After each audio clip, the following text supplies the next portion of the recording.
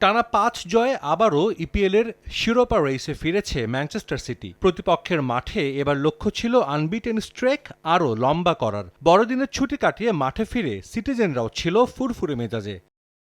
প্রায় ১০ মাস আগে নটিংহ্যাম ফরেস্টের মাঠে হারের তিক্ত অভিজ্ঞতা হয়েছিল ম্যান সিটির। তবে এবার আর সেই ভুলের পুনরাবৃত্তি হয়নি। যদিও জয়টা সহজে ধরা দেয়নি। বল দখলে একচেটিয়া আধিপত্য ধরে রেখে বারবার আক্রমণে ওঠে সিটি। ফরেস্টের জমাট রক্ষণের সামনে প্রথমার্ধে যদিও তেমন সুবিধা করতে পারেনি তারা। গোলের জন্য ৬টি শট নিয়ে একটিও রাখতে পারেনি লক্ষ্যে।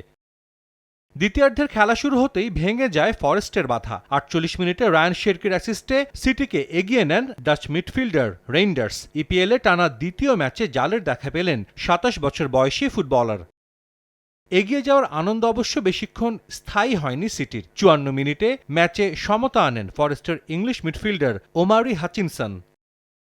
এরপর আক্রমণে চাপ ধরে রাখলেও দ্বিতীয় গোল পাচ্ছিল না সিটি। দৃশ্যপটে আবারও হাজির রায়ান শেরকি। ৮৩ মিনিটে তার গোলে লিড নেয় সিটিজেনরা। শেষ পর্যন্ত ২-১ ব্যবধানে নিশ্চিত হয় তাদের জয়।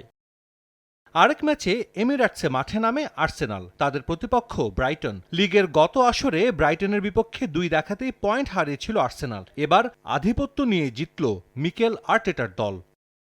ম্যাচের শুরুতেই এগিয়ে যেতে পারত আর্সেনাল, কিন্তু ভিক্টর ইউকেরেসের শট রুখে দেন প্রতিপক্ষ গোলরক্ষক। ২ মিনিট পর বুকায়ো সাকার শটও আটকে দেন বার্ট ফেরব্রুগেন। ১৪ মিনিটে গোলের দেখা পায় গানার্স। দলকে এগিয়ে নেন মার্টিন ওডেগার্ড। লিড নিয়ে বিরতিতে যায় আর্সেনাল। দ্বিতীয়ার্ধের শুরুতে নিজেদের ভুলে আরও পিছিয়ে পড়ে ব্রাইটন। ডেকলান রাইসের কর্নার থেকে আসা বল হেড করেন ফরেস্টের জর্জিনিও, কিন্তু বল চলে যায় নিজেদের জালে। ৬৪ মিনিটে ম্যাচে ফেরে ব্রাইটন। ব্যবধান কমান ডিয়েগো গোমেস।